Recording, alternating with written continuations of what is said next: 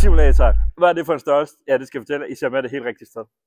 Jagtsimulatoren her i Fonderhold, det er en kæmpe skærm lige her ved siden af mig på 12 gange 4,5 meter. Det er en helt biografsal i sig selv.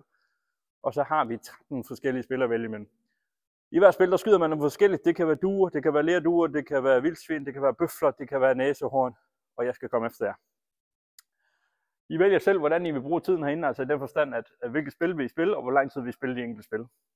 Det de fleste gør, det er, at de tager et spil, og så kører de det igennem alle sammen, og så skifter man spil og kører igennem igen. Der er selvfølgelig lidt ventetid, fordi vi skyder kun én gang, når I står her på plateauet. Så jo flere er, jo lidt mere ventetid er der. Det vi gør i ventetiden, det er selvfølgelig, at vi kan sidde og lure triktag.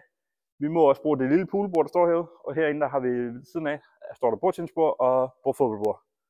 Så der er ren mulighed for at aktivere sig selv, og så skal man jo selvfølgelig også lige huske at rende tur i baren en gang imellem. Men altså på plateauet, hver spil varer 1-2 minutter. I bestemmer selv, som sagt, hvor længe I vil spille de enkelte spil.